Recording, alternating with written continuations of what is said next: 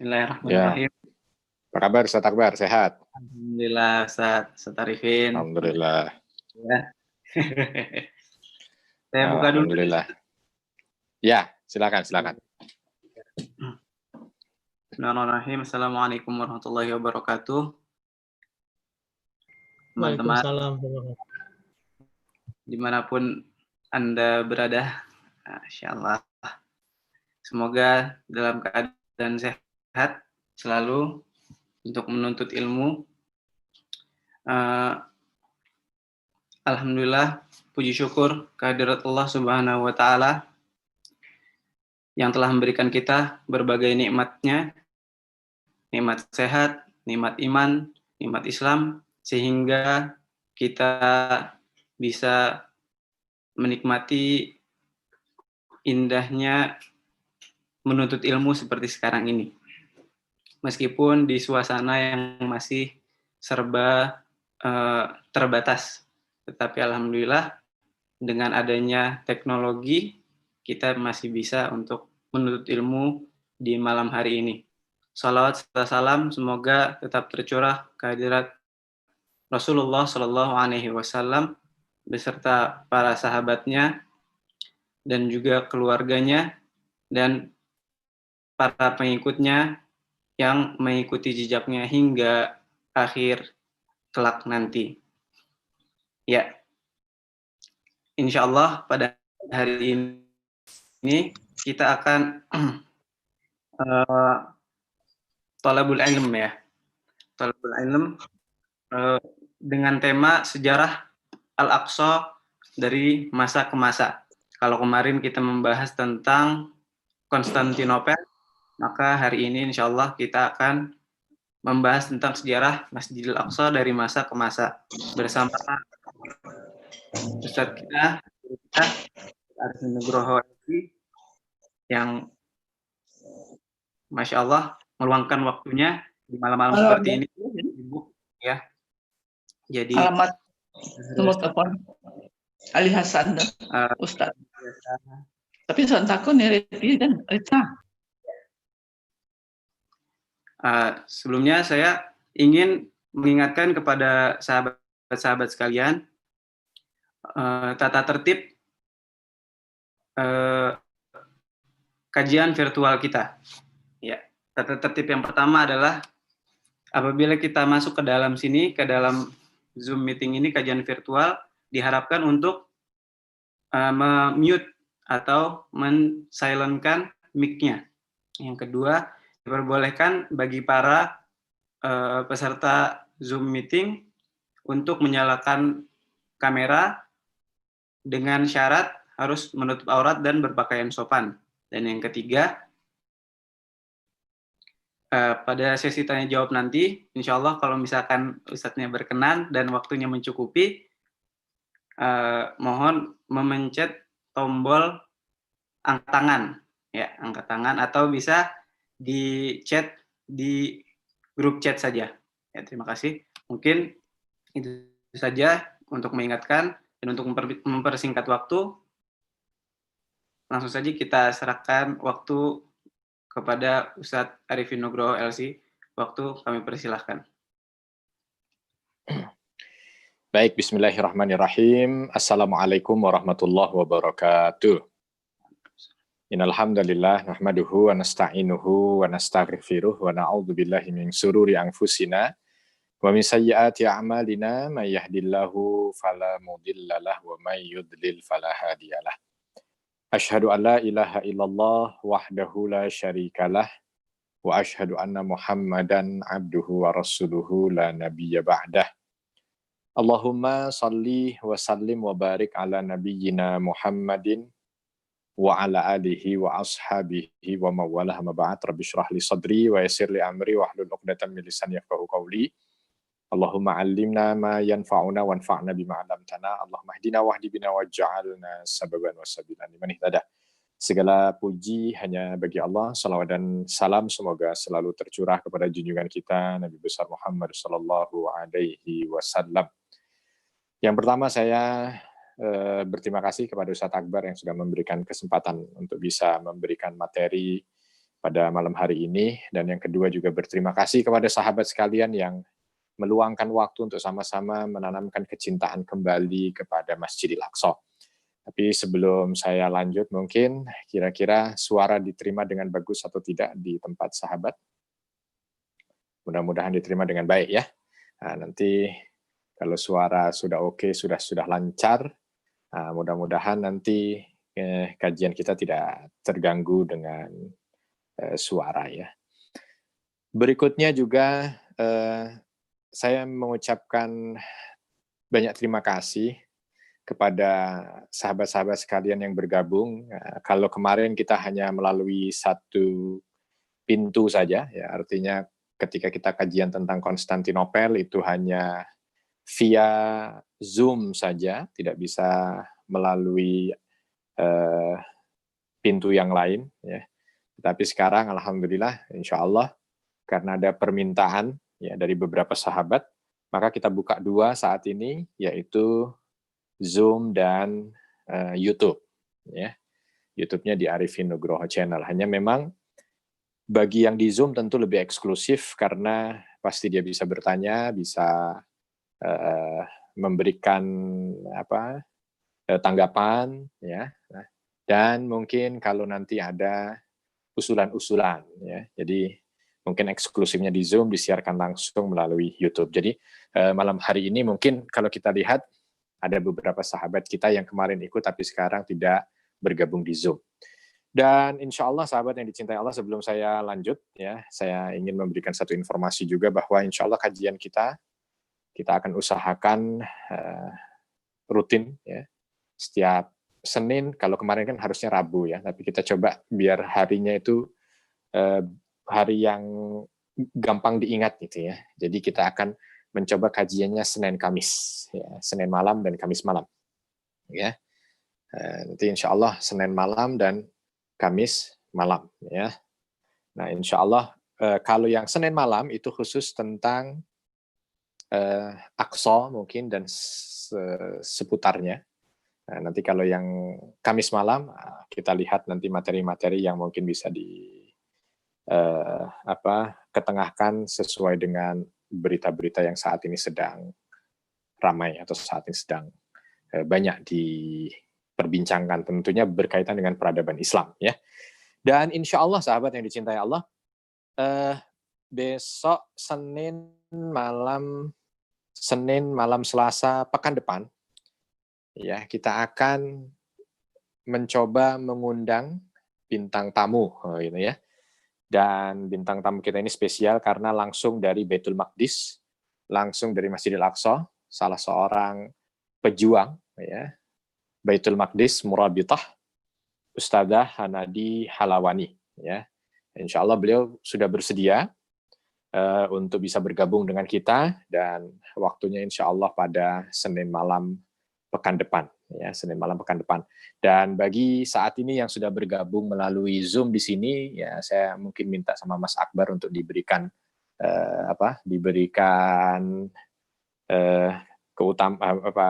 diberikan privilege lah ya, supaya bisa mendapatkan kursi lebih awal, karena pasti kuota terbatas dan nanti ketika sudah dipublish akan ramai sekali untuk bisa diakses ya, sehingga mungkin banyak juga yang akan ikut. Nah, sahabat yang dicintai Allah, kita akan bicara sesuai dengan materi kajian virtual sejarah Baitul Maqdis atau sejarah Al-Aqsa dari masa ke masa. Ya, kita akan bicara tentang sejarah Baitul Maqdis atau Al-Quds dari masa ke masa. Nah, ini sahabat yang dicintai Allah, mungkin kita agak panjang ya, karena ini dari 2500 sebelum Masehi. Kalau kemarin kita baru 667 sebelum Masehi ya. Itu saja bisa 2 jam kemarin. Nah, sekarang mungkin nanti kita lihat ya, kalau sahabat kira-kira sudah lelah di 1 jam pertama, tidak ada masalah, kita cut, nanti kita akan lanjut pada pertemuan berikutnya. Tapi sebelumnya mungkin supaya saya nanti enak juga, ini minta kepada Ustadz Akbar untuk yang di-pin mungkin kamera saya ya. Kalau bisa yang di-pin kamera saya, jadi mungkin nanti bisa ngelihatnya mungkin bisa pas gitu. Baik, bismillahirrahmanirrahim. Al-Quds dari masa ke masa. Ya, kita akan bicara. Silahkan sahabat untuk bisa lihat slide-nya. Ya, di situ ada Al-Quds dari masa ke masa. Terus selanjutnya kita akan lihat, ya, pertama kali Al-Quds ini, ya, Bapak dan Ibu sekalian yang dirahmati Allah, kalau kita bicara tentang penduduk asli. Penduduk asli, jadi kalau sekarang ini ada orang bilang gitu, Palestina itu punyanya orang Israel, ya. Palestina itu punyanya Yahudi, gitu. Karena penduduk aslinya sebelum orang Arab itu adalah orang Yahudi. Nah, kita perlu untuk belajar tentang sejarah Al-Aqsa, ya. Belajar tentang sejarah Al-Aqsa, bagaimana supaya kita memahami tentang siapa yang awal datang ke Palestina, ya. Baik, Ustadz Akbar belum bisa ya, saya dipin di situ biar kelihatan. Ini sudah dipin, Ustaz. Oh gitu ya, tapi saya nggak ngelihat sayanya. Coba. Yang Arifin Nugroho, bukan Arifin Nugroho channel mungkin. Ini yang dipin di tempat saya yang Arifin Nugroho channel. Bukan Arifin Nugroho channel, yang punya saya bisa.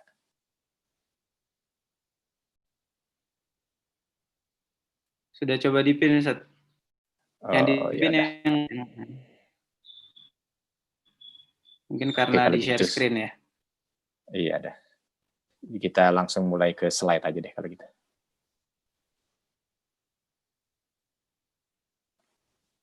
Slide-nya tempat saya ini.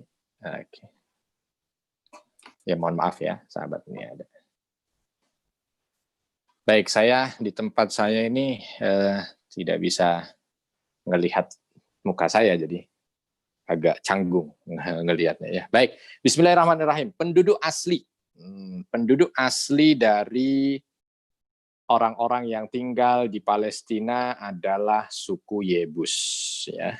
Siapa suku Yebus? Mungkin tidak banyak dari kita yang pernah dengar itu. Kalau bahasa yang diambil dari Inggrisnya itu Jebusit, gitu ya.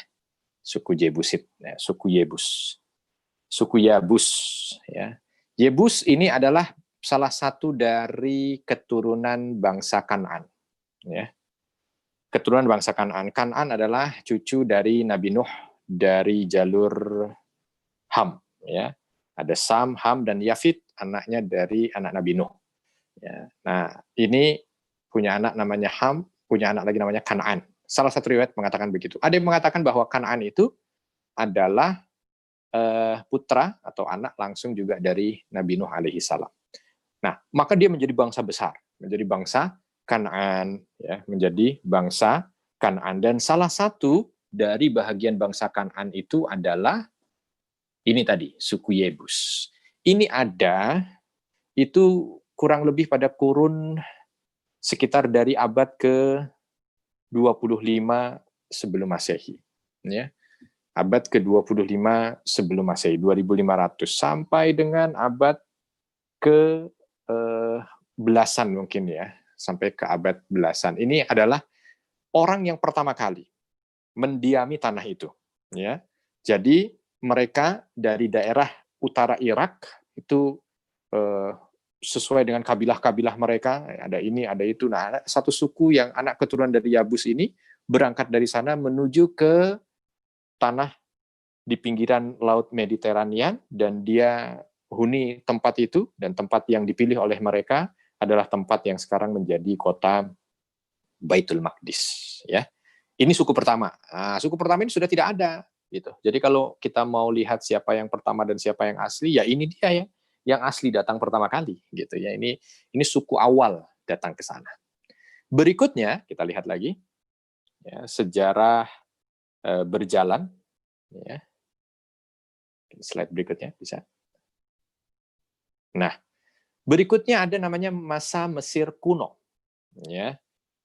Ketika suku Yabus itu mendiami tempat itu, ya, penduduk aslinya, dia lama di sana. Lalu kerajaan Mesir kuno kala itu diawali dari bapaknya Raja Akhenaten ini. Bapaknya Raja Akhenaten itu Raja Amenhotep, ya, Raja Amenhotep.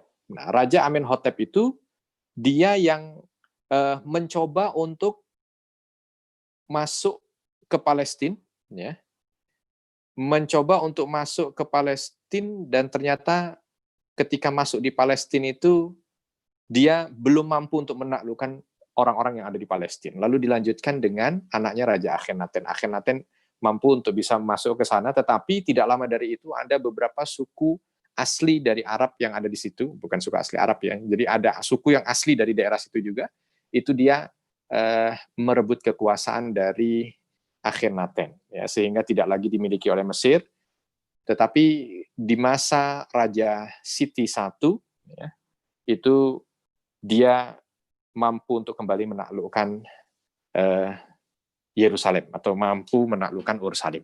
Ya, nah, ketika kita bicara tentang nama terlebih dahulu, ya, nama Ursalim yang sekarang menjadi Yerusalem, ini merupakan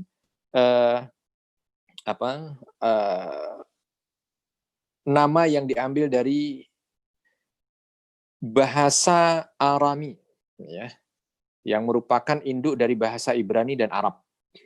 Ya. Kalau dilihat dari kalimat yang ada, maka ini lebih kepada makna dari Ur itu adalah tempat, Salim itu adalah nama dewa Salim. Ya.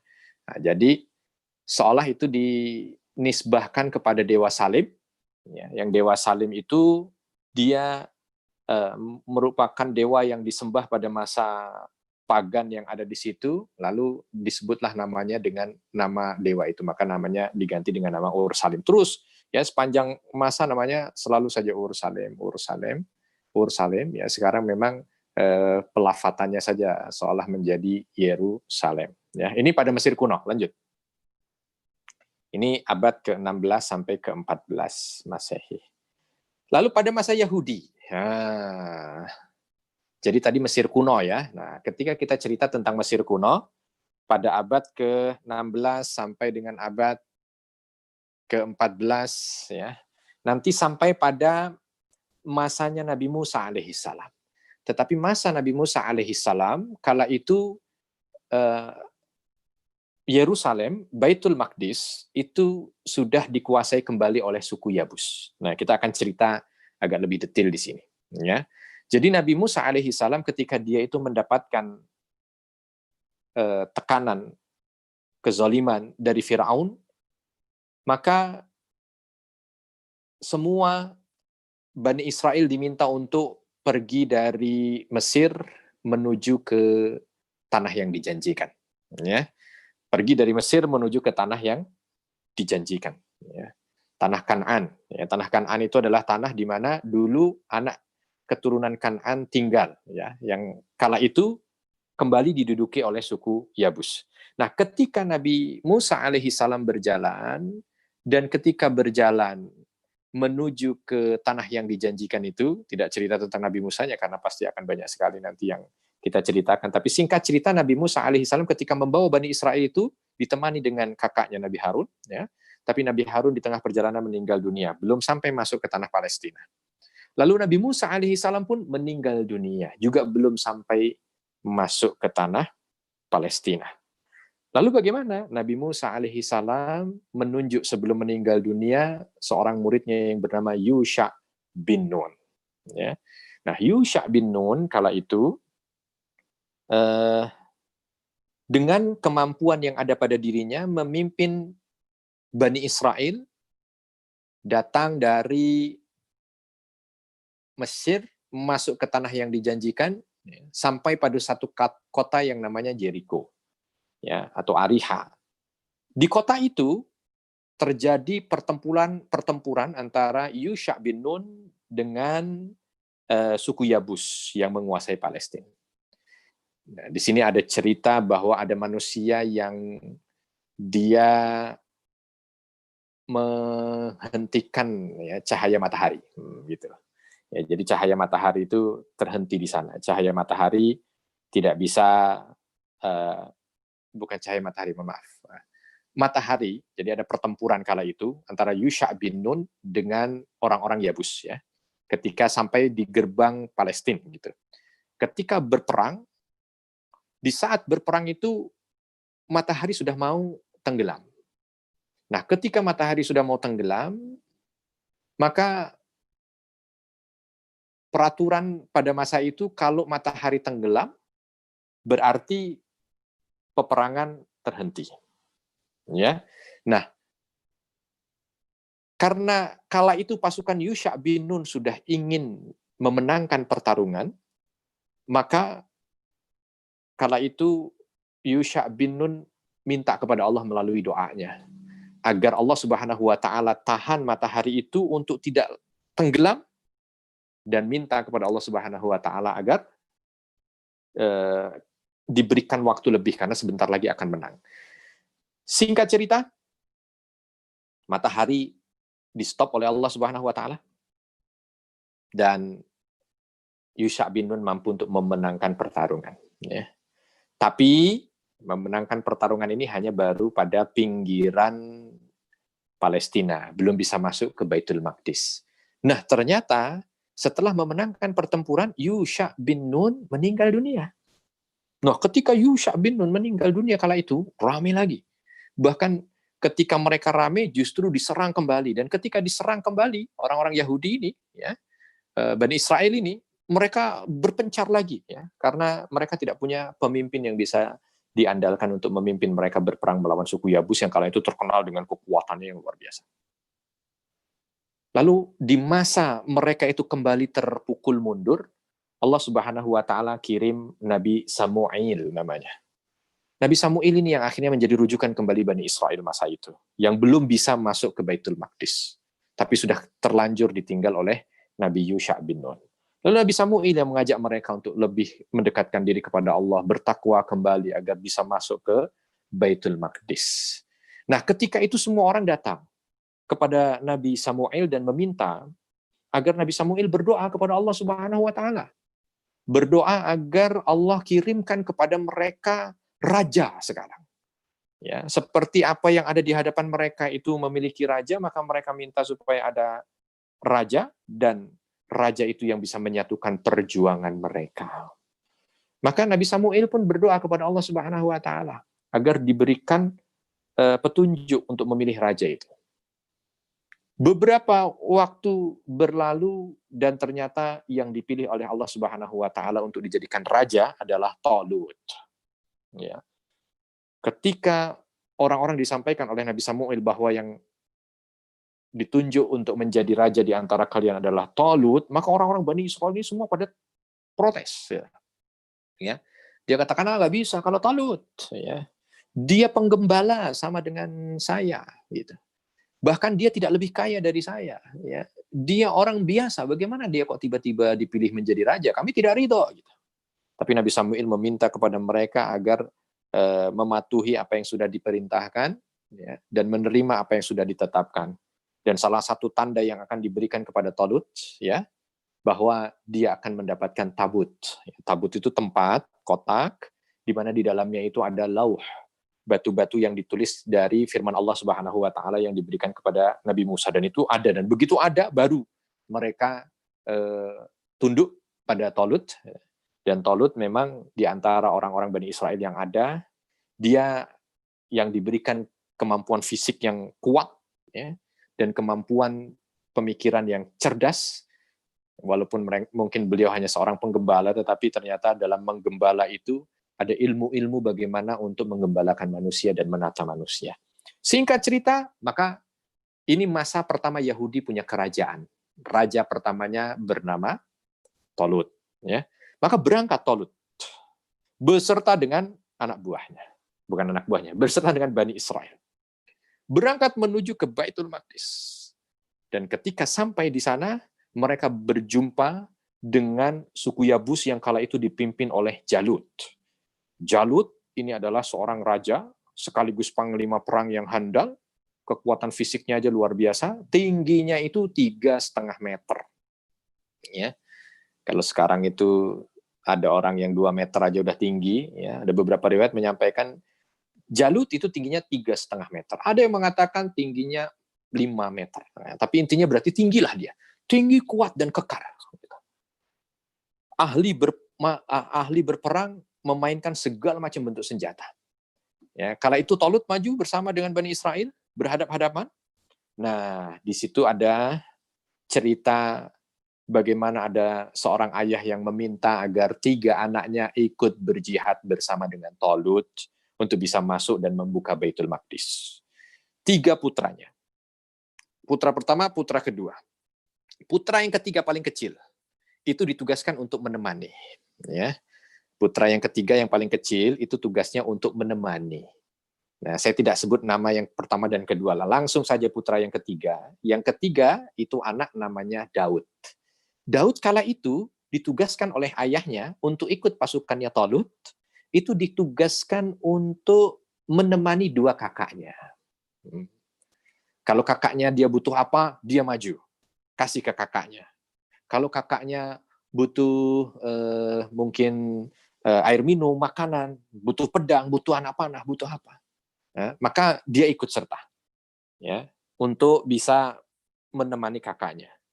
Nah, ada cerita yang sebelum mereka bertemu dengan Jalut, ya, Tolut dan pasukannya ini melewati sebuah sungai, melewati sebuah danau, nah, ya, melewati sebuah danau. Nah, ini yang disebut dalam Al-Quran dari surah Al-Baqarah ayat 245 ya, bisa dibaca nanti itu di situ.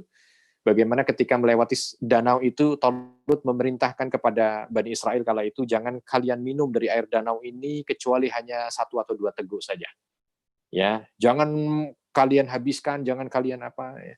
Tetapi bukan Bani Israel kalau tidak membangkang, ternyata di antara mereka itu yang mengikuti perintah Tolut itu hanya sebahagian kecil. Yang lain, ada yang minum sampai kembung, ada yang berenang, ada yang apa. Maka dari situ dipilih oleh Tolut, yang tidak mengikutinya, maka dia tidak masuk dalam pasukannya. Yang mengikuti arahannya baru ikut dalam pasukannya. Sehingga terpilih hanya sekitar 1/5 dari pasukan Bani Israel yang dibawa. Untuk berjumpa dengan Jalut dengan kekuatan yang begitu besar. Dan termasuk salah satunya di situ adalah 3 bersaudara ini tadi. Ya, 3 bersaudara, anak yang paling kecil yang bernama Daud. Ketika berhadapan dengan Jalut, Jalut langsung maju dan melihat, waduh, ini musuh tidak imbang. Jumlah sangat kecil, sangat sedikit. Ya. Ini orang juga senjata ala kadarnya. Maka Jalut kala itu maju ke depan dan meminta, sudah begini saja, silakan kirim, kata dia, sambil menghina. Ya. Menyebutnya dengan Bani Saul. Gitu. Ya.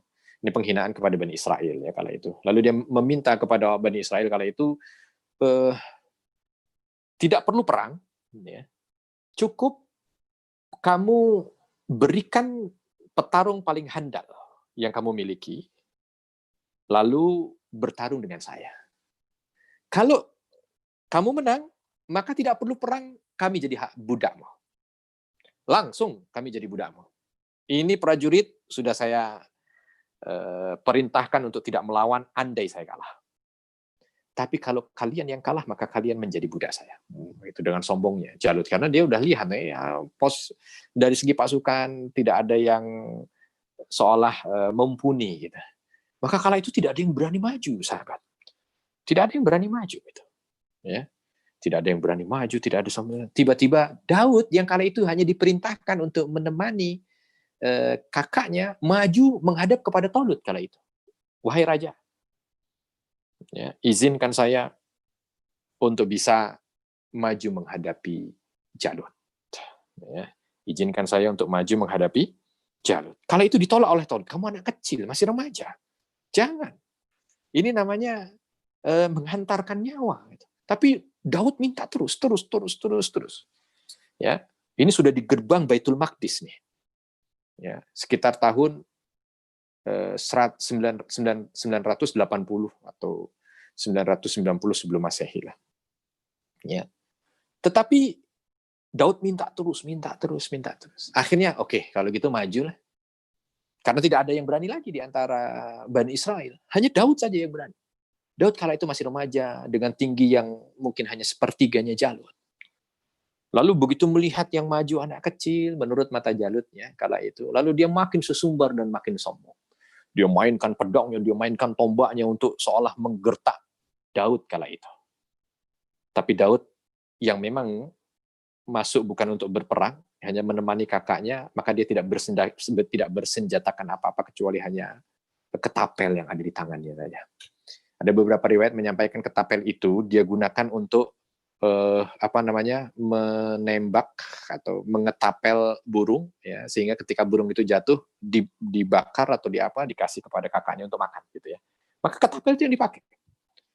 Nah, dilihat oleh Daud dari jauh, diarahkan ke kepala Jalutnya, begitu ditembakkan dengan izin Allah, ya, maka tepat mengenai di antara dua mata Jalut dan langsung seketika itu terkapar dan mati.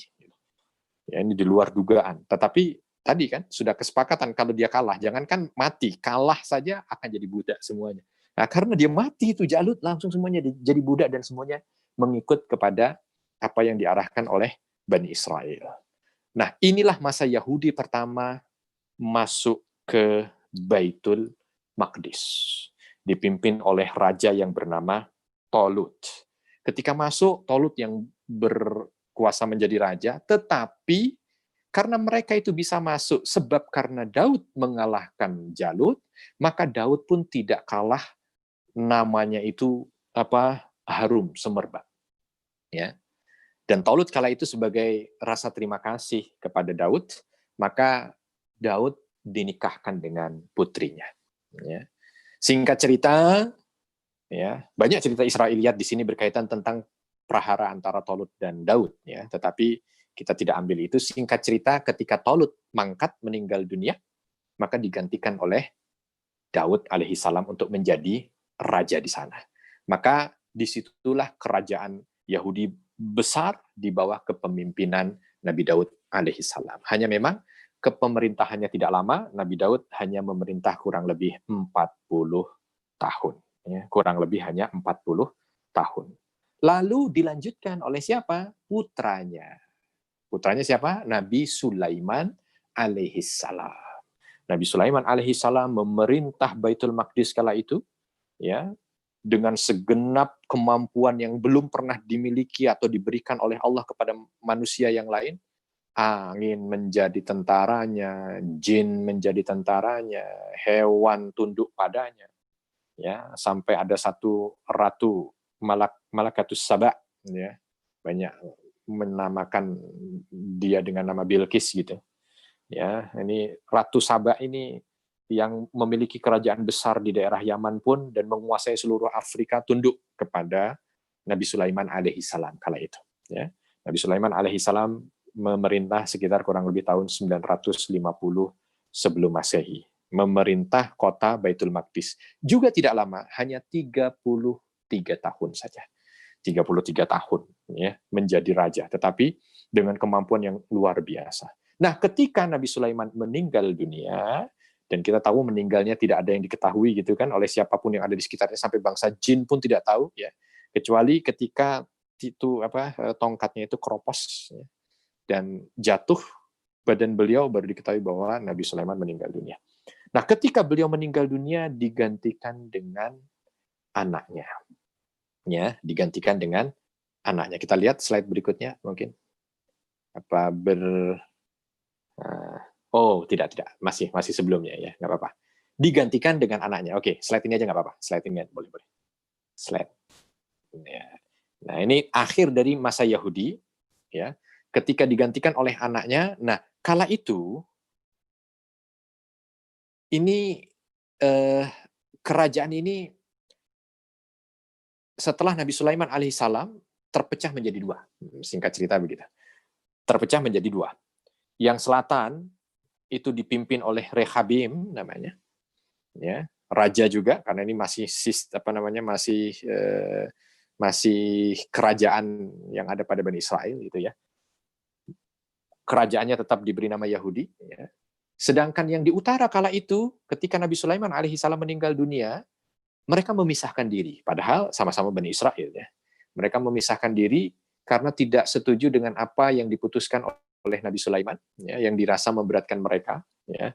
Ini tentu hanya pembangkangan saja. Dan ternyata oleh anaknya Nabi Sulaiman kala itu dilanjutkan apa yang sudah ditetapkan oleh ayahnya, baik dari pajak, baik dari undang-undang, baik dari hukum, tidak ada yang dirubah. Maka orang-orang utara ini akhirnya memisahkan diri. Nah, ketika mereka terpecah, ketika mereka itu terbagi, ya, disitulah akhir dari kejayaan Bani Israel memerintah Baitul Maqdis. Kenapa? Karena kala itu yang sebelah utara, ya, itu diserang oleh bangsa Assyria, dan yang di sebelah selatan itu diserang oleh bangsa Babilonia. Ya, maka kita akan masuk pada masa Babilonia. Ya, ini dia. Tahun 586 sampai 537 sebelum Masehi. Ya, ini adalah masa kerajaan Babilonia. Ya.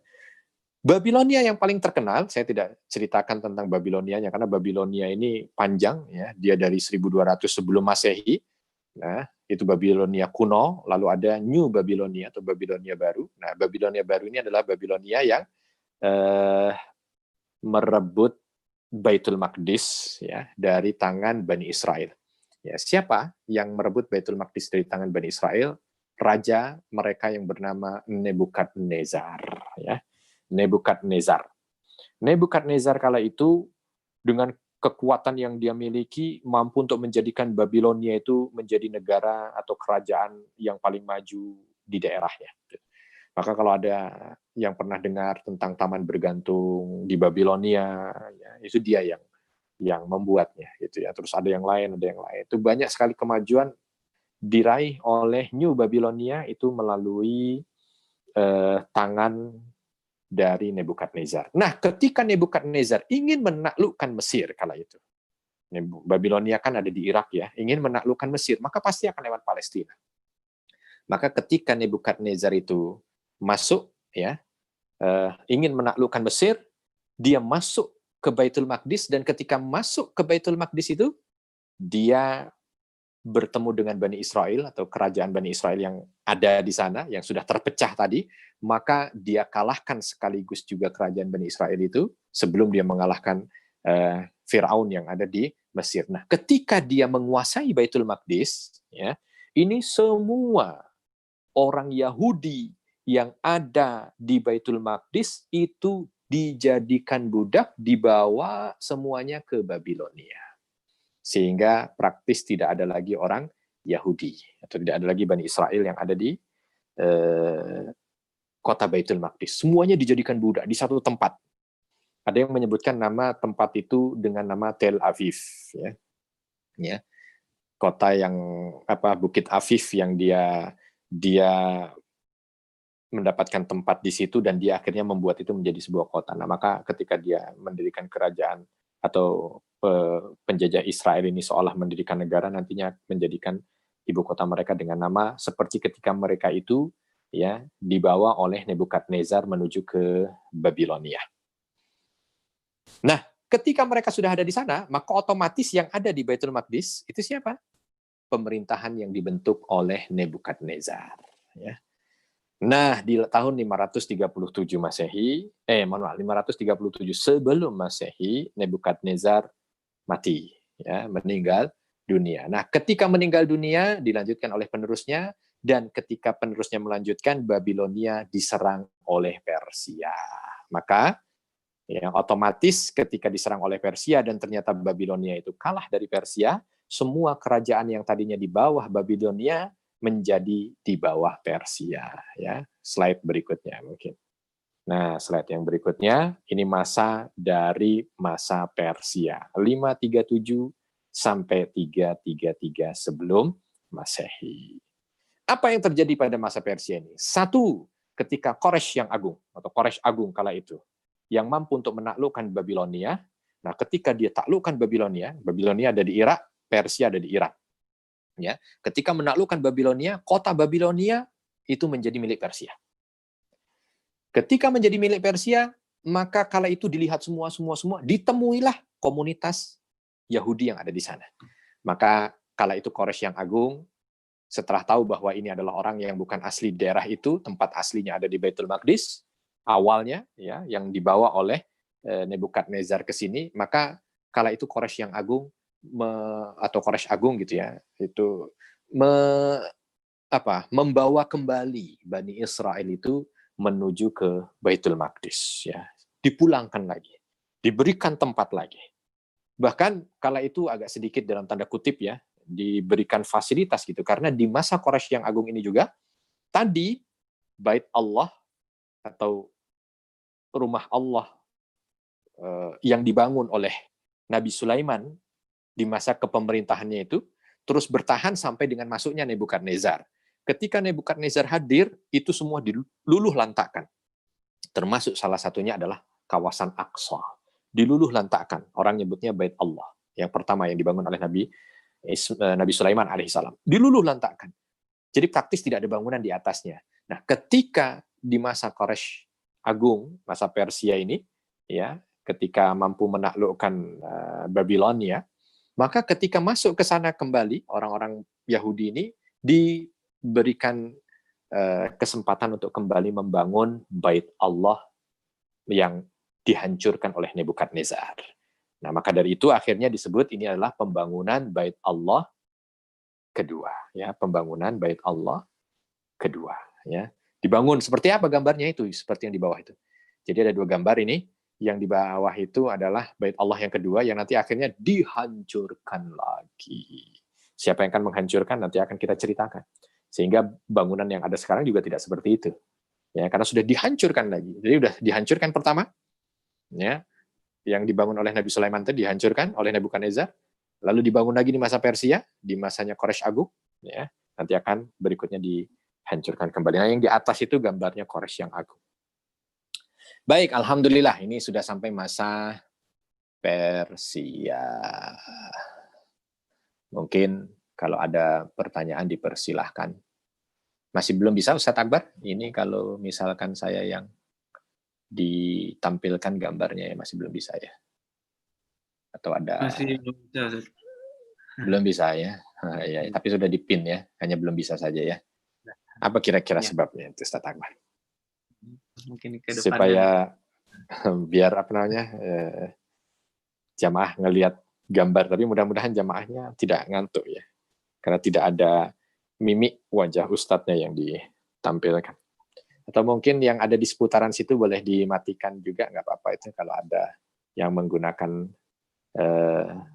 handphone atau menggunakan ini supaya sinyal kuat, jadi bisa ditampilkan untuk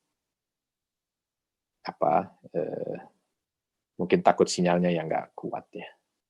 Baik, sahabat yang dicintai Allah, kita masuk pada masa Persia. Nah, ini masa Persia sudah selesai. Oh, ini ada yang terlihat videonya ini. Saya coba baca, ada kita baca chatnya. Terlihat video Ustadz dari tadi. Oh ya, berarti mungkin alhamdulillah terlihat ya. Kalau terlihat alhamdulillah. Ya mungkin di tempat saya saja yang tidak terlihat ini ya. Kalau terlihat alhamdulillah. Jadi kan kalau diceritakan itu harus ngelihat wajah orang yang menceritakan. Kalau nggak terlihat wajah orang yang menceritakan, jadi agak kurang pas gitu.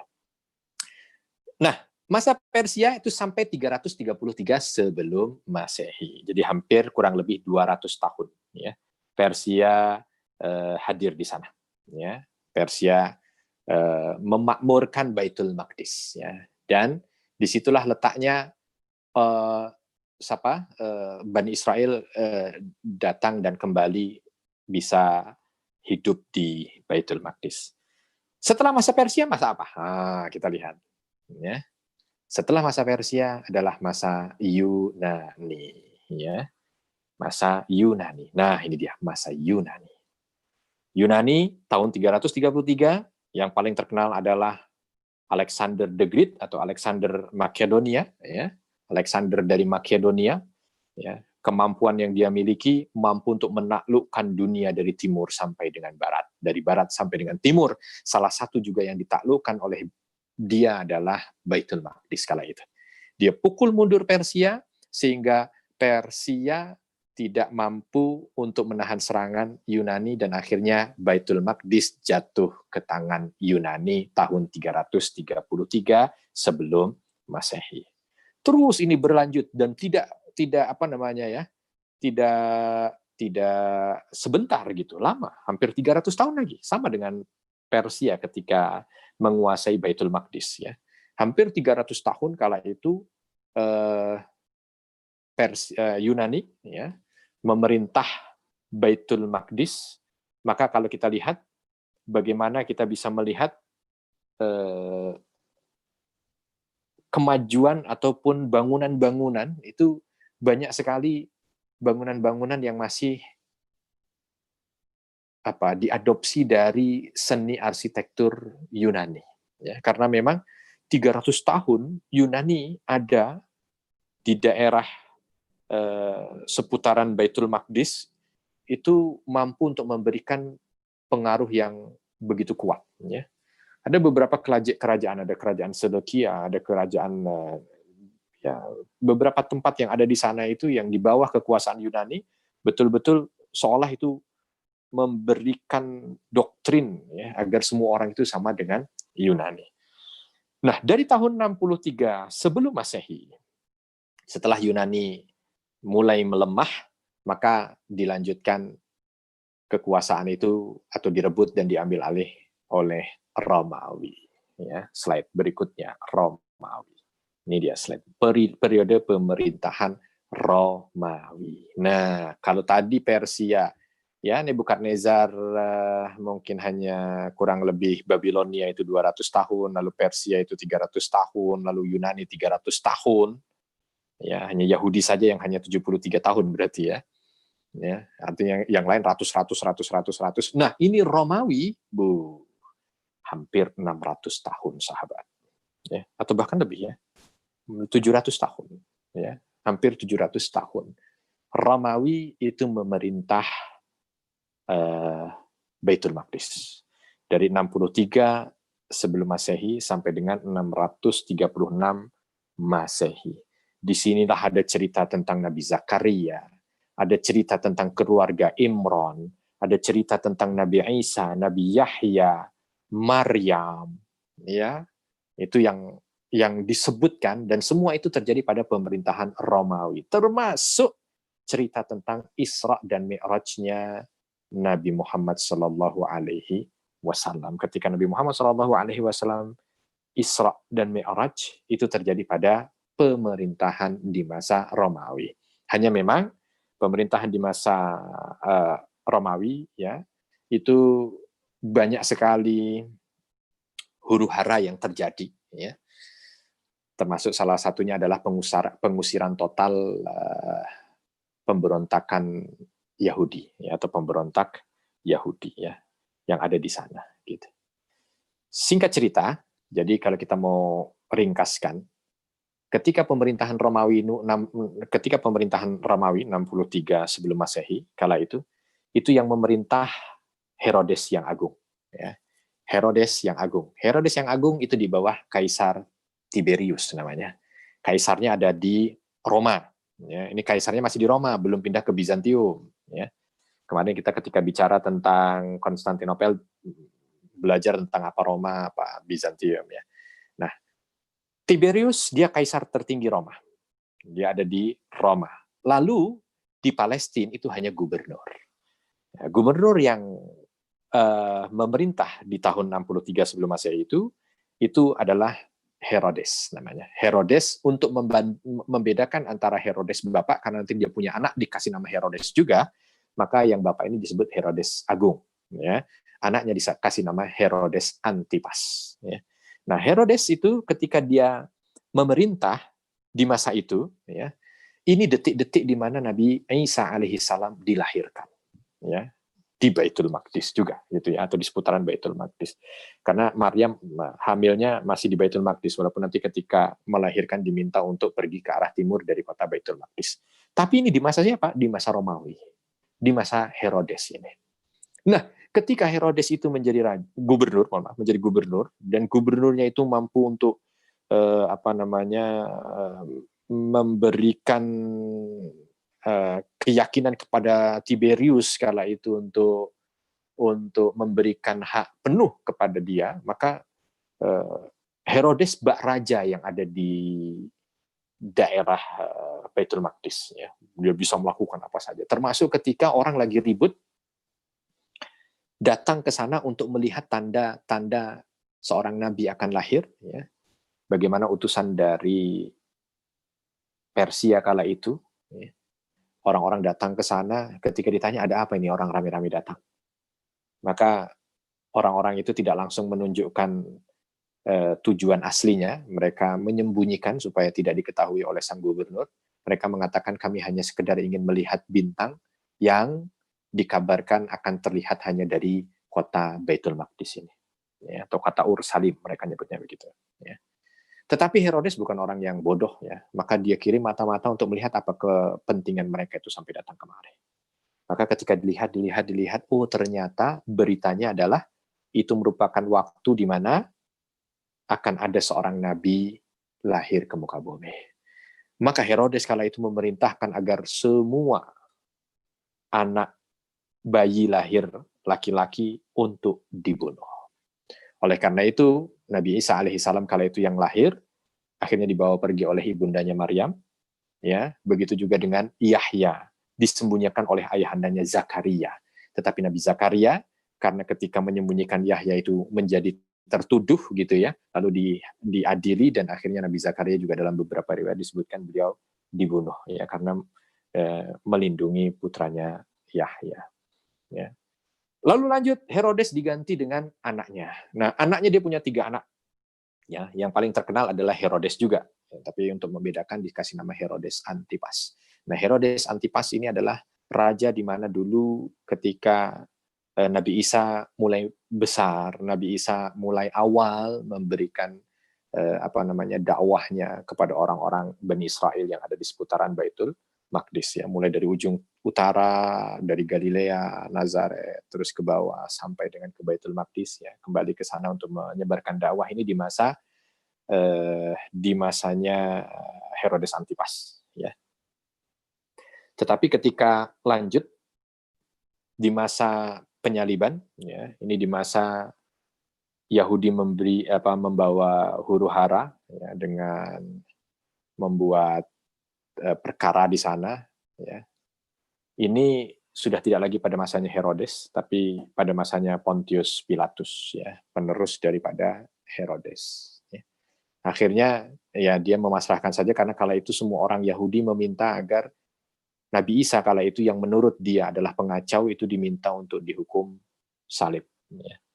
Karena Yahudi kala itu jengah dengan apa yang didakwahkan oleh Nabi Isa yang mendakwahkan kepada jalan kebenaran gitu ya. Maka mereka kasak kusuk pendeta-pendetanya, ya. Kasak kusuk pendetanya, membuat makar, pendetanya memfitnah, pendetanya apa, yang akhirnya seolah menyudutkan bahwa Nabi Isa itu adalah orang yang menyebar kebencian, ya, yang senantiasa menjelek-jelekkan, memecah belah, dan lain sebagainya. Kala itu Yahudi di masa itu menjadi komunitas terbesar yang ada di sana. Sampai Herodes yang agung, untuk bapaknya Herodes Antipas ini pun, itu istilahnya gitu ya, dibaiat untuk menjadi orang Yahudi juga. Ya, nanti ada Yahudi namanya Yahudi Hasmonayim. Sebenarnya Yahudi itu bukan agama yang misionaris, ya. Bukan agama yang ngajak orang ayo masuk Yahudi, enggak. Kenapa? Karena Yahudi kan keturunan. Bagaimana? Keturunan tidak bisa masuk atau tidak bisa keluar gitu. Seperti suku, ya. Suku Jawa tidak bisa pindah menjadi suku Batak. Suku Batak tidak bisa menjadi suku Bugis kan, ya, pokoknya suku. Nah, itulah dia Yahudi.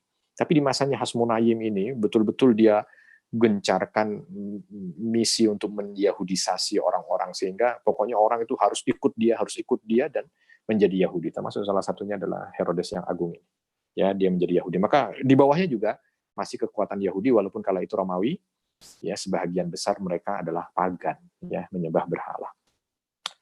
Singkat cerita, ketika orang-orang Yahudi itu tidak suka dengan dakwahnya Nabi Isa, maka Pontius Pilatus kala itu meng-ACC saja, ya, silahkanlah kalian saja yang melaksanakan keinginan kalian. Kalau memang menurut kalian dia salah, ya silahkan dihukum. Ya. Akhirnya dihukumlah dengan hukuman salib. Tetapi dalam keyakinan kita, ketika ingin disalib, Nabi Isa alaihissalam diangkat menuju ke langit. Ya.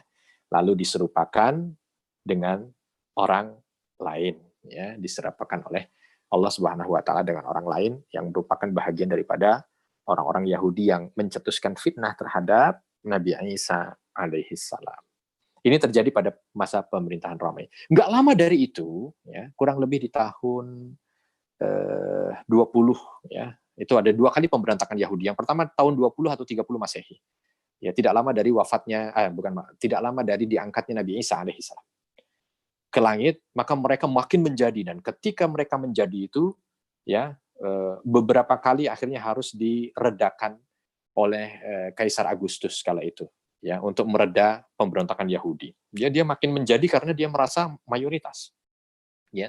Maka dia seolah ingin memerdekakan diri, ingin membuat kerajaan kembali, ya. Dia gaungkan lagi bahwa kita dulu yang menguasai sini, maka kita harus mendirikan kerajaan lagi. Tapi itu diberantas oleh Romawi.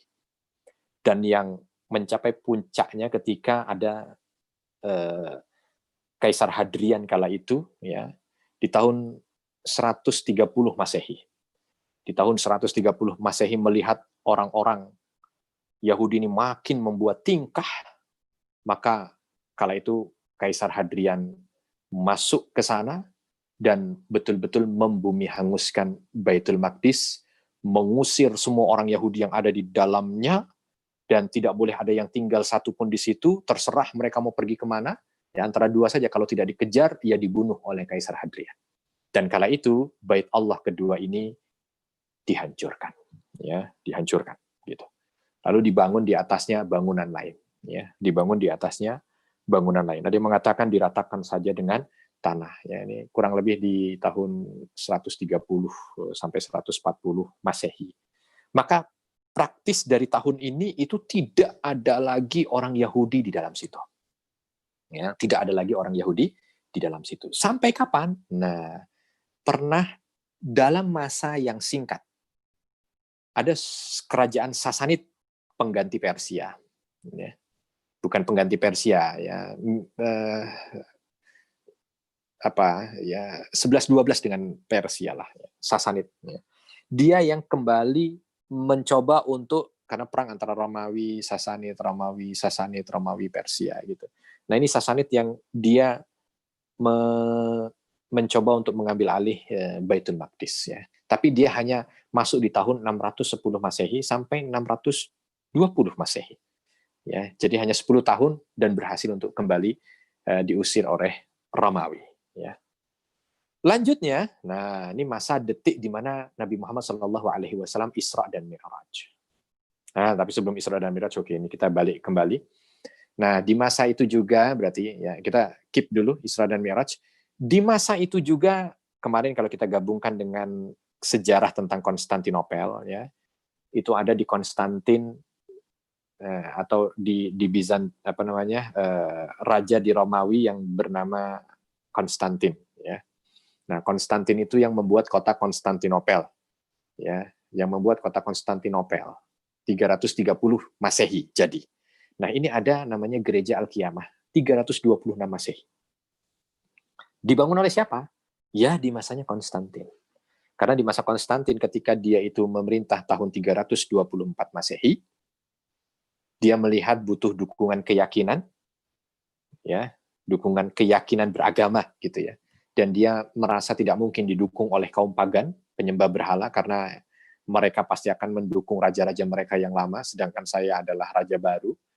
Maka dia mencoba untuk mencari celah kepada keyakinan-keyakinan yang lain yang memungkinkan untuk bisa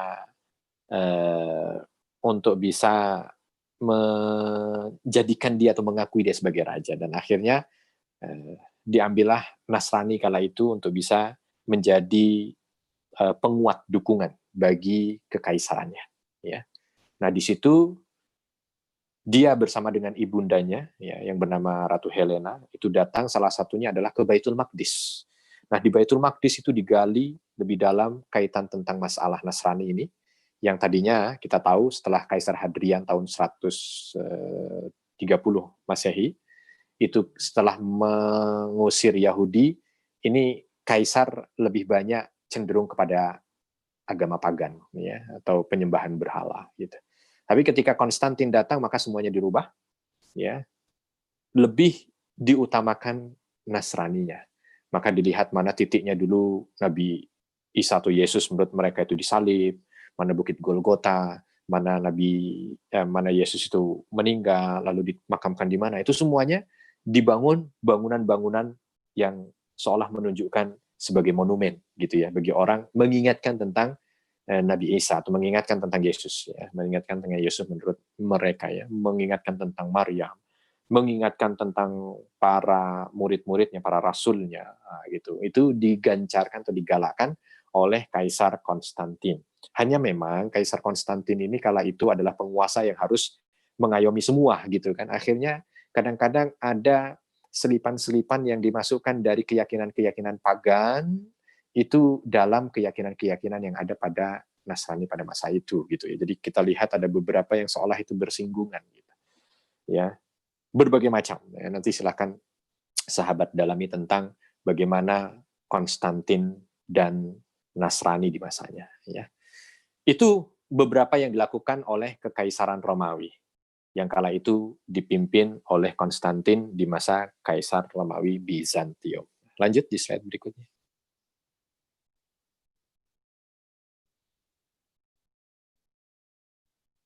Ya ini tadi sudah kita ceritakan tentang Persia yang masuk di tahun 610 ya, tapi tidak lama, dia hanya 10 tahun saja, 620.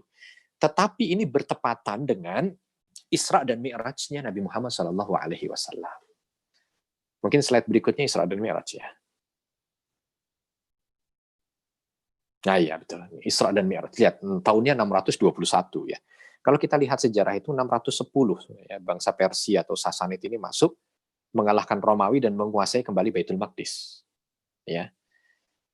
Tetapi hanya 10 tahun berarti sampai 620. Nah, Nabi Muhammad SAW di tahun ke-10 Hijriah di Isra dan Mi'rajkan.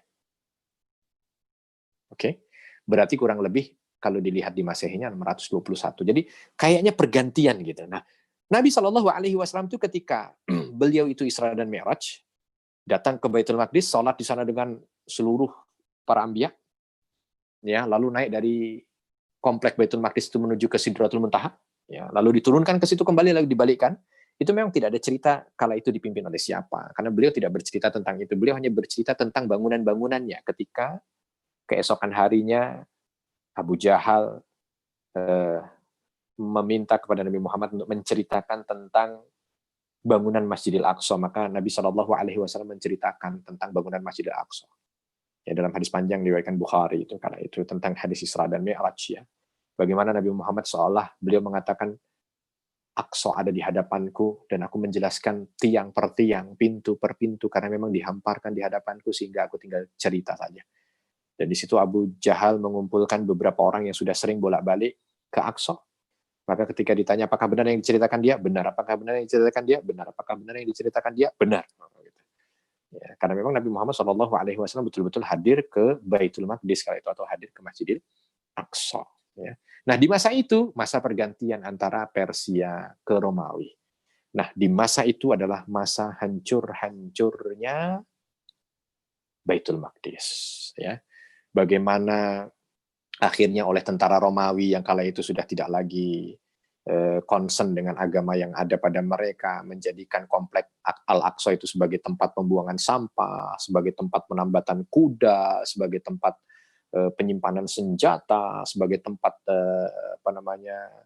pembuatan khamr dan lain sebagainya. Ya. Sehingga ketika kaum muslimin di bawah kepemimpinan Khalifah Umar bin Khattab radhiyallahu anhu di tahun 636 Masehi itu mampu untuk membuka Baitul Maqdis melalui tangan panglimanya Abu Ubaidah ibn Jarrah, itu praktis tidak ada perlawanan yang berarti dari orang-orang yang ada di Baitul Maqdis karena memang kala itu sedang sedang turun atau sedang drop gitu ya. Nah, kita lihat di masa selanjutnya itu masa siapa? Ustaz Akbar mungkin ya di masanya ini masa keislaman pertama namanya. Masa keislaman pertama 636. atau kurang lebih 15 Hijriah, ya, 636 Masehi. Umar bin Khattab radhiyallahu anhu meminta agar kaum muslimin kala itu menaklukkan Baitul Maqdis, membuka Baitul Maqdis. Maka kala itu Umar bin Khattab menarik semua pasukannya untuk concern, yang tadinya sedang memerangi Romawi, yang tadinya sedang memerangi Persia, untuk sama-sama concern fokus pada Baitul Maqdis. Di bawah kepemimpinan Abu Ubaidah bin Jarrah, pasukan kaum muslimin datang ke Baitul Maqdis dan dengan izin Allah mampu untuk membuka Baitul Maqdis. Kala itu pimpinan yang ada di sana itu dipimpin oleh seorang patrik atau patriark, ya, Patrik Sapronikus namanya. Ketika Baitul Maqdis sudah dibuka oleh kaum muslimin, maka Patrik kala itu meminta agar kunci ini diberikan kepada pemimpin tertinggi kaum muslimin. Maka setelah itu ditulis surat langsung menuju ke Madinah, memberitakan tentang keberhasilan kaum muslimin membuka Baitul Maqdis, dan meminta agar sang khalifah datang langsung untuk menerima kuncinya. Umar bin Khattab yang belum pernah datang kemana-mana untuk, dalam tanda kutip gitu ya, merayakan kemenangan, tapi ketika diminta untuk datang ke Baitul Maqdis sebagai tanda syukur atas pembukaan Baitul Maqdis oleh kaum muslimin, maka tidak perlu tunggu lama, langsung beliau berangkat. Bahkan tidak membawa pasukan, hanya beliau berdua dengan pembantunya. Kendaraan yang ada di sana, ada yang mengatakan beliau dengan onta, ada yang mengatakan beliau dengan keledai gitu ya. Tapi intinya hanya satu kendaraan yang dibawa menuju ke Baitul Maqdis. Jaraknya kurang lebih hampir 1.500 km mungkin dari Madinah atau mungkin lebih. Ya, luar biasa kecintaannya kepada Baitul Maqdis. Nggak pakai lama, langsung berangkat. Nah, ketika datang ke sana, ada cerita yang begitu heroik ya. Bagaimana Umar bin Khattab kala itu di saat datang posisinya sedang jatah untuk menuntun hewan yang ditunggangi, sedangkan pembantunya jatah untuk naik hewan yang ditunggangi. Maka dilihat dari kejauhan gitu oleh Abu Ubaidah bin Jarrah. Siapa itu yang datang? Kok hanya berdua saja? Kok malah Umar bin Khattab yang nuntun? Apalagi ingin lewat sebuah sungai yang ada di sana gitu ya.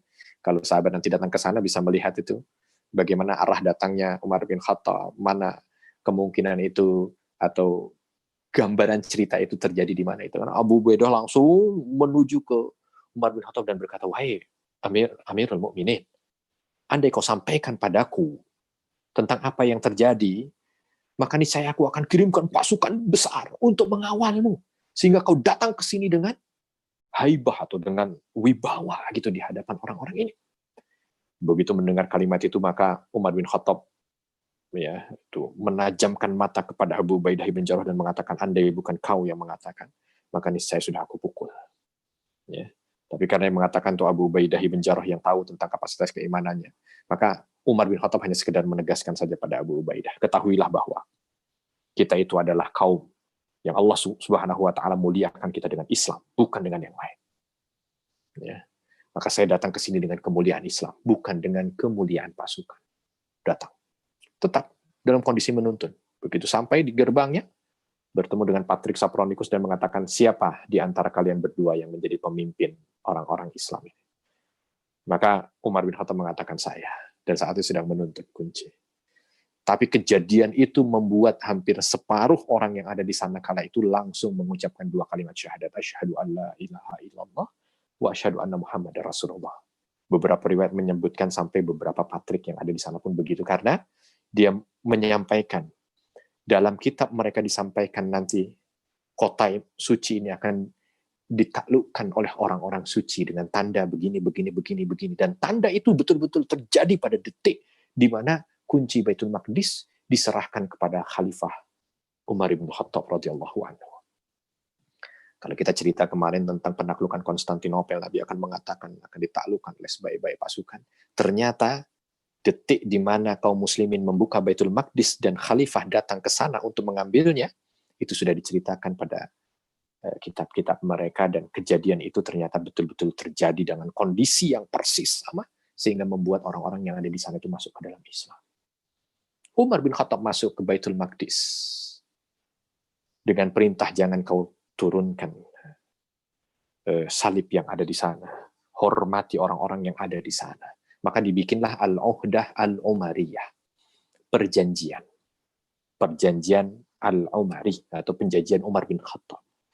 Banyak perjanjiannya, ya, menjamin kehidupan orang yang bukan muslim di sana, menjaga kehidupan mereka, saling bekerja sama dengan baik dan lain sebagainya, karena Umar bin Khattab tahu bahwa kota itu bukan kota yang hanya orang Islam hadir di sana, tidak.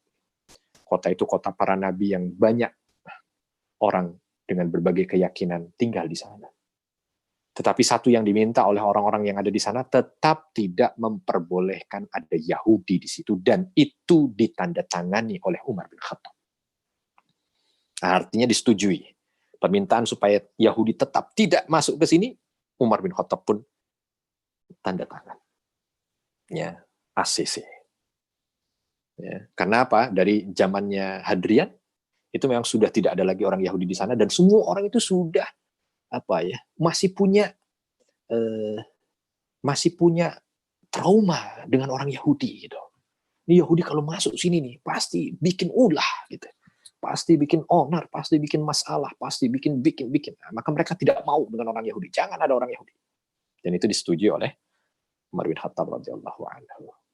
Masa keislaman pertama, bagaimana pintu hidayah itu masuk ke Baitul Maqdis melalui tangan para kaum muslimin di masa itu di bawah kepemimpinan Khalifah Umar bin Khattab radhiyallahu anhu. Berjalan masa demi masa. Ketika berganti Utsman bin Affan, ketika berganti Ali bin Abi Thalib, makin makmur Baitul Maqdis.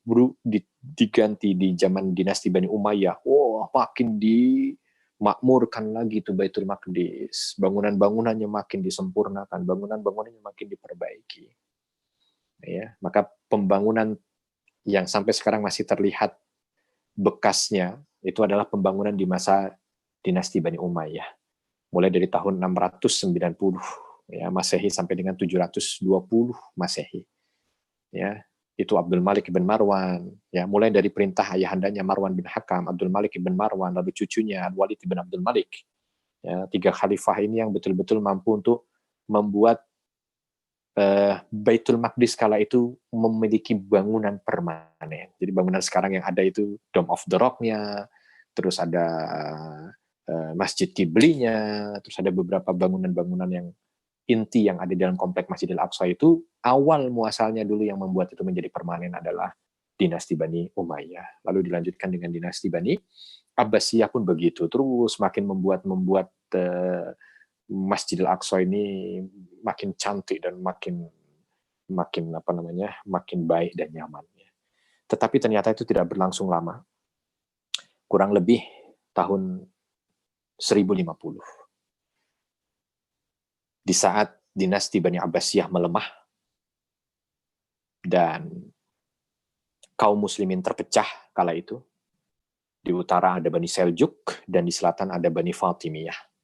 Bani Seljuk Islam Sunni yang menguasai daerah utara dan Fatimiyah Islam Syi'i yang menguasai daerah selatan.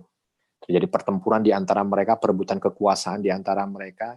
Bahkan bukan hanya sekedar meruncing pada 2 dinasti ini, antar gubernur juga saling pecah sendiri sana. Ya, mereka egoisme tinggi timbul di antara mereka. Yang penting bagaimana kekuasaan saya tidak diambil oleh orang lain, dan saya tetap menjadi gubernur, saya tetap menjadi raja, saya tetap menjadi ini, dan saya tetap kaya. Egoisme yang timbul itu ternyata membuat petaka tersendiri buat Baitul Maqdis, karena di tahun 1095 ya Baitul Maqdis mulai untuk mendapatkan prahara dari serangan tentara salib. Ya, Baitul Maqdis mendapatkan prahara dari tentara salib. Maka di tengah keterpurukan yang ada itu, sehingga di tahun 1099 Masehi Baitul Maqdis jatuh ke tangan tentara salib. Sehingga praktis tidak ada lagi Islam di sana, dan ketika ini terjadi luar biasa. 70.000 kaum muslimin yang ada di dalam Baitul Maqdis ini terbunuh. Bahkan ketika tentara salib masuk di situ tahun 1099, itu namanya darah sampai semata kaki. Semua bangunan dihancurkan. Ya. Bahkan Qubbatus Sakhra dijadikan sebagai tempat pembuangan kotoran. ya, dan segala macam keburukan hadir di sana. Al-Quran dinistakan, wanita-wanita juga begitu. Ya. Tetapi tidak ada yang peduli kala itu, kecuali seorang hamba Allah yang lahir pada tahun 1137, diberi nama oleh ayahandanya Yusuf bin Najmuddin Ayyub, lalu banyak orang menyebutnya dengan gelar Salahuddin Al-Ayyubi, kala itu mampu untuk kembali membebaskan Masjidil Aqsa pada tahun 1187. Lanjut berikutnya. Baik, karena tinggal masa keislaman kedua, maka saya kira kita cukupkan dulu sampai sekian. Ya. Nanti kalau ada yang ingin bertanya, dipersilahkan. Tapi mungkin Ustadz Akbar ingin menyampaikan sesuatu, silahkan. Ya, menarik sekali tadi kita simak dari Ustadz Arifin Nugroho, yang sejak tadi awal 2500 tahun sebelum Masehi, terus sudah sampai sekarang, sampai kebebasan 1187 ya. Jadi kita sudah bicara 3.600 tahun, Masya Allah. Jadi minum dulu Baba Water. Iya, minum dulu. Belum juga seterbuk, udah 3.000 tahunan. Sembari kita menunggu Ustadz beristirahat, ini ada pesan-pesan dari sponsor. Ya, alhamdulillah. Jadi kajian kita ini disponsori oleh beberapa rekan-rekan. Ya, jadi yang pertama ada Baba Water dan ada Hanina. Jadi Baba Water ini adalah produk air ya, air mineral yang ya seperti biasa air mineral yang keuntungannya akan diberikan 50% untuk Palestina. Begitu juga Hanina beras, ini produk beras langsung dari petani-petani dalam negeri, beras premium yang nanti 50% keuntungannya juga akan diberikan untuk sahabat-sahabat kita, saudara-saudara kita yang berada di Palestina. Dan juga kami mohon doanya, insya Allah dalam waktu dekat, Baba Water yang sekarang sudah ada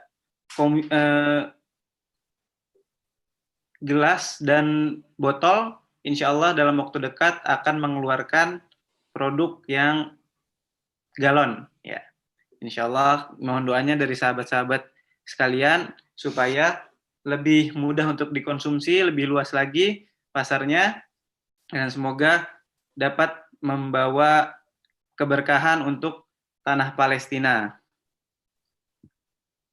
Selanjutnya, mumpung sedang dekat, udah semakin dekat ya dengan Lebaran Haji. Nah, ini kami juga membuka untuk berkurban bersama kami, berkurban bersama Warung Palestina. Ya, jadi insya Allah kurbannya ini bisa via online saja ya. Nanti via online ngelihatnya nanti akan diberikan foto dan videonya. Kalau misalkan berminat bisa ke kontak person yang sudah tertera di situ. Ada beberapa harga-harganya dan juga bisa di-request apakah nanti kurbannya mau dibawa ke rumah atau mau disembelih di rumah atau mau dibagikan ke sahabat-sahabat kita yang ada di penjuru Nusantara. Ya, ini juga laporan infak untuk Palestina. Jadi saat kemarin momen Ramadan, jadi Warung Palestina menyempatkan untuk menjual kurma hasil dari petani-petani Palestina, kurma mejol. Nah, insya Allah masih ada juga stoknya kalau ada yang mau untuk membeli, dan ini hasil infaknya ada 7.250.000 rupiah yang sudah diberikan untuk saudara-saudara kita yang ada di Palestina. Dan juga untuk para sahabat yang ingin menyalurkan infak terbaik untuk dakwah Arifin Nugroho Channel yang sekarang sudah semakin berjalan ya, bisa di-subscribe Arifin Nugroho Channel untuk menonton video-video Ustadz Arifin Nugroho yang Masya Allah sangat syarat akan ilmu. Dan kalau saya perhatikan, saya juga subscribe nih Ustadz. Alhamdulillah. Tiap hari itu ada update-nya gitu. Alhamdulillah, jadi bisa menambah ilmu terus. Setiap hari ada update-nya. Dan untuk teman-teman yang ingin menyalurkan infak terbaiknya untuk dakwah Arifin Nugroho Channel, bisa ditransfer ke rekening Bank Syariah Mandiri yang tertera di layar sekarang ini. Ya, bagaimana? Apakah ada pertanyaan? Baik, kita tanya jawab saja ya. Tanya jawab dulu ya, Ustaz. Boleh, kita tanya jawab dulu. Di sini udah ada beberapa pertanyaan, Ustaz. Pertanyaan pertama dari Bapak Indra Waskita. Baik. Apakah penyebab daerah Palestina menarik untuk dikuasai oleh beberapa kerajaan sejak dulu? Baik. Terima kasih Pak Indra, alhamdulillah ya. Ini kalau kita lihat tidak lepas dari negara-negara besar yang mengambil alih Palestina ya, atau Baitul Maqdis ya. Dan kalau nanti Palestina itu yang memberikan nama Kaisar Hadrian ya. Kaisar Hadrian memberi nama Palestina, Syria ya. Kalau awalnya berarti ya kalau kita tetap pakai Baitul Maqdis gitu ya. Kenapa daerah Palestina atau Baitul Maqdis ini menjadi incaran ya? Beberapa sebab. Sebelum ada keyakinan hadir di sana, ya kalau kita lihat tadi kenapa kok Yabus datang, kenapa nanti Babilonia datang, Firaun datang, mungkin bukan atas semangat agama ya, tapi hanya sekedar semangat melihat geografis tempat ini yang menjadi strategis ya. Dia letaknya ada di sentral atau ada di tengah gitu, sehingga itu yang membuat orang tertarik. Nah, nanti akan bergeser mulai dari apa yang akan kita ceritakan ya. Itu bergeser baru semangat yang ada di situ untuk bisa memperebutkan itu karena alasan agama ya, karena alasan agama. Nah, kalau kita lihat di sini, sahabat yang dicintai Allah, satu pelajaran penting bahwa ternyata Allah Subhanahu wa taala berikan kemampuan kepada mereka-mereka yang menguasai dunia. Ya, ini salah satu pintunya adalah menguasai Baitul Maqdis. Maka silahkan lihat sejarah, dari setiap penguasa dunia itu tidak akan mungkin mereka tidak menguasai Baitul Maqdis. Mungkin boleh dia tidak menguasai satu kota di Afrika, mungkin boleh tidak menguasai satu kota di Arab, mungkin boleh, tapi di antara mereka yang berkuasa dan menjadi adidaya di seluruh dunia kala itu selalu menguasai Baitul Maqdis. Termasuk kalau kita tanya sekarang siapa yang menjajah Baitul Maqdis dan menjadi penguasa di sana, Yahudi. Ya. Dan siapa yang menguasai dunia, ya itulah dia. Maka kita harus mampu untuk menguasai itu, dan itu yang diisyaratkan oleh Umar bin Khattab, sehingga dengan menguasai Baitul Maqdis, membuka Baitul Maqdis, maka insya Allah peradaban ini akan dipimpin oleh mereka yang menguasai Baitul Maqdis. Wallahu a'lam bishawab. Baik, Ustaz. Semoga sudah terjawab Bapak Indra ya. Untuk pertanyaan selanjutnya, Ustaz. Ya. Luas wilayah Baitul Maqdis ini dari awal penduduk asli sampai saat ini apakah sama? Apakah batasannya itu sudah fix dari awal? Nah, batasan tidak fix dari awal kalau untuk Baitul Maqdis ya, karena ini kota yang bisa meluas, bisa menyempit ya. Tapi kalau sekarang itu kita bisa lihat batas dari wilayah Baitul Maqdis itu yang ada di dalam benteng kota tua. Ya. Jadi Baitul Maqdis itu ada benteng yang meliputinya, gitu ya. Kurang lebih luasnya sekitar 50 hektar ya, atau mungkin sekitar 50 sampai 70 hektar, saya kurang tahu persis, lupa ya. Tapi intinya sekitar seputaran itu. Nah itu luasan itu adalah luasan di mana kota yang disebut sebagai Baitul Maqdis. Yang fix itu tidak berubah, Masjidil Aqsa itu tidak berubah, 14,4 hektar. Iya. Ya. Masih ada pertanyaan berikutnya. Oh, banyak ya. Ada beberapa, masih ada beberapa, Ustaz. Iya, silakan. Apakah pergeseran kekuasaan yang gonta-ganti itu yang menyebabkan Tuhan mengganti Zabur, Taurat, Injil, dan Quran? Dari Bapak Tidak ada Ilham. urusannya. Tidak ada urusannya Pak Ilham antara kitab dengan kekuasaan yang berganti-ganti. Ya, karena ini berbeda antara satu dengan yang lainnya. Kitab itu urusannya dengan para nabi yang Allah Subhanahu wa taala utus kepada kaum-kaum yang dipilih oleh Allah Subhanahu wa taala untuk diutus nabi pada mereka, sedangkan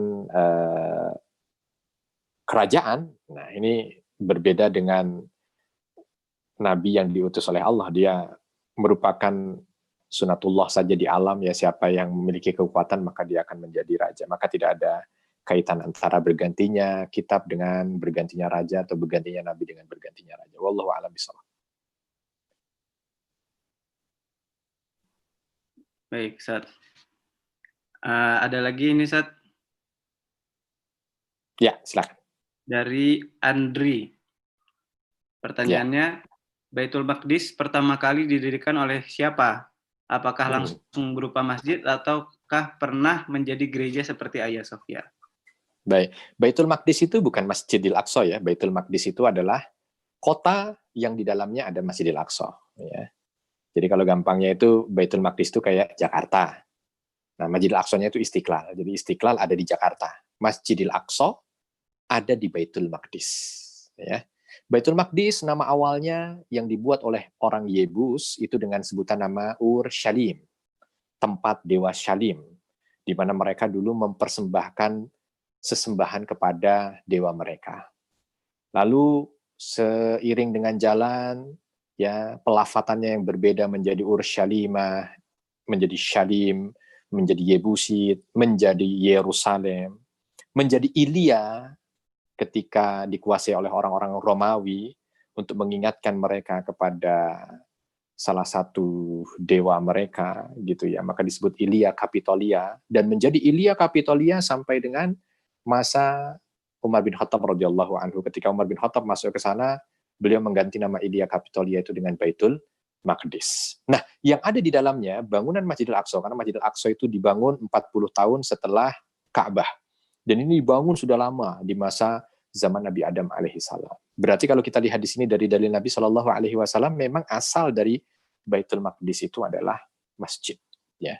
Masjid yang dibangun oleh Nabi Adam 40 tahun setelah membangun pondasi Ka'bah, ya. Nanti didirikan oleh Nabi Ibrahim, sama-sama didirikan oleh atau ditinggikan oleh Nabi Ibrahim alaihissalam. Nabi Ibrahim bangun apa?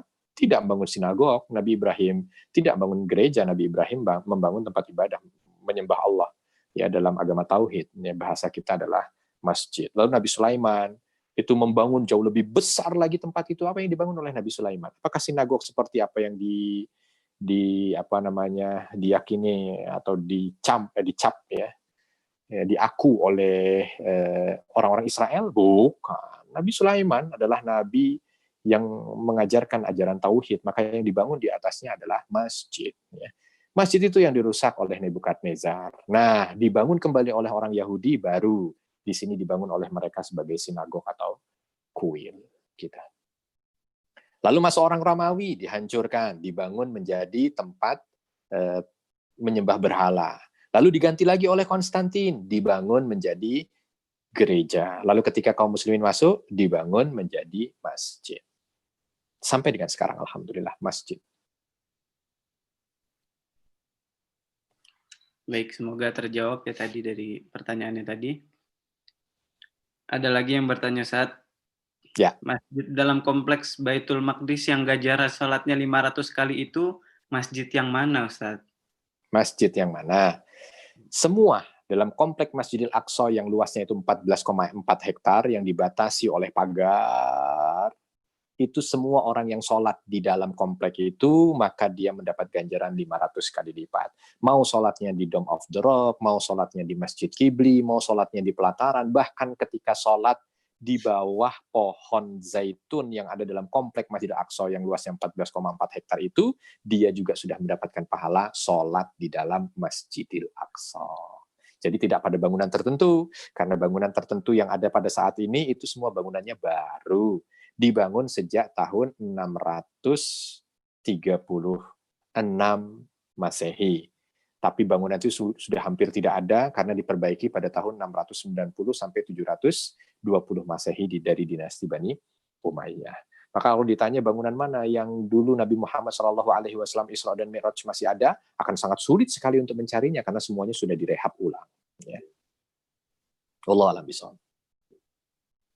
Baik. Masih ada lagi? Masih boleh, Ustaz? Boleh, silakanlah. Masih. Kalau jamaahnya masih sanggup, kalau saya sanggup, tapi kalau jamaah sanggup kita lanjut. Ya, sekarang pertanyaannya dari Nazla. pergantian dari dinasti Umayyah ke dinasti Abbasiyah, apakah dengan Iya. jalan damai, Ustaz? Apakah dengan jalan apa? Damai. Tidak dengan jalan damai. Pergantian itu tidak dengan jalan damai. Pergantian itu dengan jalan pergantian. Ya karena banyak jalannya itu, ada peperangan, ada wabah, ada mosi tidak percaya, ada apa, sehingga dinasti Bani Umayyah runtuh, bersamaan dengan itu naiknya dinasti Bani Abbasiyah. Wallahu a'lam. Baik. Selanjutnya dari Ratih Rulianti. Ya. Apakah arti dari Baitul Maqdis, Ustadz? Baik. Bu Ratih, apa arti dari Baitul Maqdis? Bait itu adalah rumah. Maqdis itu suci, jadi rumah suci. Kalau orang Yahudi dengan bahasa Ibrani, mereka menyebutnya Bait Ha-Mekdash, gitu ya. Itu kalau kita Bait Al-Maqdis, ya. Al itu buat mereka Ha, gitu. Maqdis jadi Mekdash, ya. Jadi kalau kita Baitul Maqdis, mereka Bait Ha-Mekdash. Sama artinya adalah rumah suci, ya.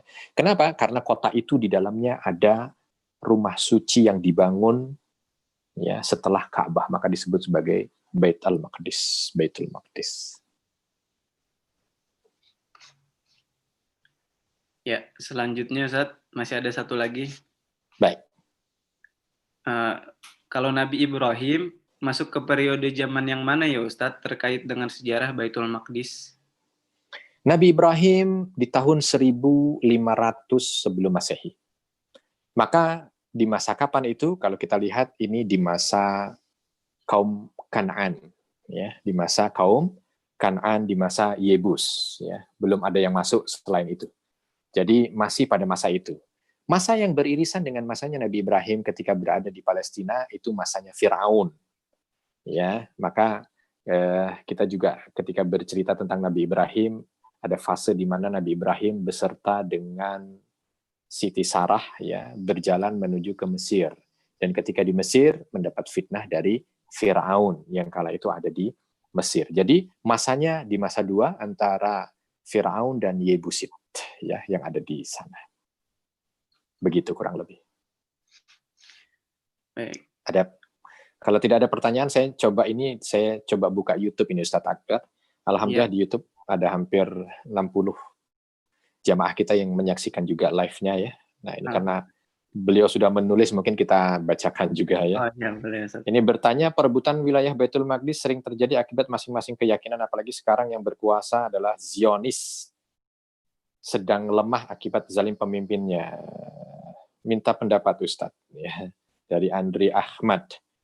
Mungkin nanti kita akan bicara tentang Zionis atau apa, ya. Tapi intinya kalau kita lihat sejarah, memang Baitul Maqdis ini diberikan kepada mereka-mereka yang ditakdirkan untuk menguasai dunia, gitu ya. Maka insya Allah dalam waktu dekat juga kaum muslimin kembali mampu untuk membuka Baitul Maqdis seperti kemarin kaum muslimin membuka ya Sofia. Wallahu a'lam bishawab.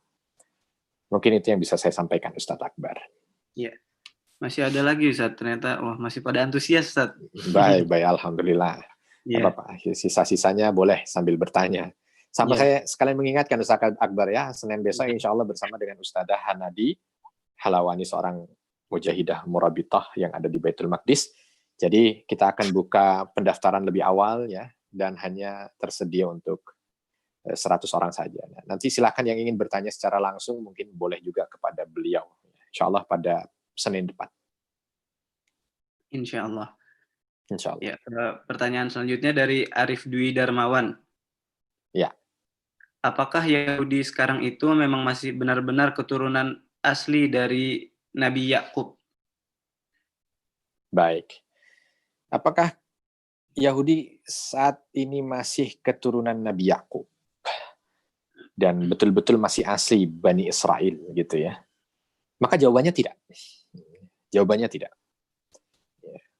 Untuk melihat bagaimana mereka sama, ya tentu yang diambil adalah nasab, ya. Dan kalau dilihat dari pengakuan mereka sendiri, memang nasab mereka itu hampir 90% tidak sampai pada anak keturunan Nabi Yakub. Ya, artinya kalaupun ada hanya 10%. Gitu. Nah, ini kenapa bisa terjadi? Tadi saya sedikit menyinggung ada Yahudi Hasmonayim yang memiliki peran di awal untuk membuat Yahudi ini sebagai agama misionaris sehingga mengajak orang-orang itu untuk memeluk agama Yahudi gitu ya. Walaupun sekarang sudah tidak lagi lazim itu karena Yahudi itu merupakan agama yang eksklusif menurut mereka sehingga tidak bisa masuk ke agama mereka dengan mudah. Tapi intinya yang ada di Israel sekarang, apakah itu adalah Bani Israel? Anak keturunan Bani Israel? Tidak. Ya, bisa dikatakan dengan tegas, tidak. Ya, baik. Jazakumullah khairan katsiran Ustaz dari jawaban-jawabannya. Masih ada lagi sih ini sebenarnya Ustaz. Masih ada 2 Baik. pertanyaan. Boleh Ustaz langsung ya? dibacakan. Boleh, boleh. Langsung Nabi dibacakan. Zakaria dan Maryam dibesarkan di Baitul Maqdis, tepatnya di Ya. Masjid Al-Aqsah itu Ustaz. Baik. Ada satu lagi pertanyaan mungkin langsung? Satu lagi terkait Yahudisasi zaman Herodes Agung. Itu yang Yahudi karena dibaiat, istilahnya Yahudi apa ya Ustaz? Terima kasih. Yang pertama tentang Zakaria, Nabi Zakaria, Maryam, Nabi Yahya, Nabi Isa, itu tinggal di mana? Tinggal mereka di dalam komplek Masjidil Aqsa. Di pojok sebelah tenggara, ya, di pojok sebelah tenggara itu ada tembok di mana dulu keluarga Imran tinggal. Memang rumahnya sudah tidak ada. Jadi kalau kita baca surah Ali Imran ya, tentang keluarga Imran, itu mereka semua tinggalnya di komplek Masjidil Aqsa. Jadi luar biasa kan, kemuliaan Masjidil Aqsa itu tercium dari setiap sudut Al-Quran yang kita baca. Jadi bukan hanya surat Al-Isra. Kadang-kadang kita melihatnya hanya surat Al-Isra saja, karena di situ langsung disebutkan minal Masjidil Haram ilal Masjidil Aqsa. Padahal tidak begitu. Bagaimana Al-Baqarah itu kuat cerita. Tadi aja baru sebahagian cerita tentang bagaimana Bani Israel berangkat menuju ke Baitul Maqdis itu di Al-Baqarah. Nanti kalau kita lihat Al-Maidah itu juga cerita tentang kejadian yang ada di sana. Lalu ketika kita bercerita tentang Ali Imran, keluarga itu memang tinggal di situ, gitu. Ya, nah, tempatnya ada di situ. Imran nanti punya anak Maryam, ya. Maryam diasuh oleh Zakaria, Zakaria punya anak Yahya, Maryam punya anak Isa. Semuanya tinggal di komplek Masjidil Aqsa. Di bangunan manakah? Bangunannya sudah tidak ada lagi. Ya, sekarang bangunannya sudah tidak ada lagi. Ada satu sudut yang disebut sebagai mihrab Zakaria. Ada juga yang disebut sebagai tempat i'tikafnya Maryam. Tapi tentu tempat ini hanya sebagai monumen ya, bahwa disinilah letaknya dulu Nabi Zakaria ketika memohon kepada Allah agar diberikan keturunan, letaknya mihrab itu ada di situ. Dan ketika Maryam beriktikaf di dalam komplek Masjidil Aqsa, di mana ketika Zakaria datang dan melihat ada buah musim panas di musim dingin dan musim dingin di musim panas, itu juga letaknya ada di pojok Masjidil Aqsa. Lalu bagaimana dengan Herodes yang tadi dia dikabarkan mengikut pada Yahudi? Apakah Yahudi macam apa yang ini? Nah, saya tidak tahu persisnya Yahudi macam apa, tapi yang kita lihat dari sejarah adalah beberapa orang-orang Yahudi kala itu karena menginginkan agar Yahudi ini makin besar, maka dia mencoba untuk mengubah Yahudi menjadi dalam tanda kutip gitu ya, agama misionaris yang mengajak orang-orang untuk masuk ke dalam Yahudi. Tapi namanya apa tidak disebutkan secara pasti ya bahwa dia itu Yahudi apa. Hanya memang ajarannya atau alirannya itu adalah aliran yang didengungkan oleh Hashmonayim yang sekarang juga masih ada. Ya, ketika kita datang banyak sekali Yahudi Hashmonayim ini yang ada di Israel.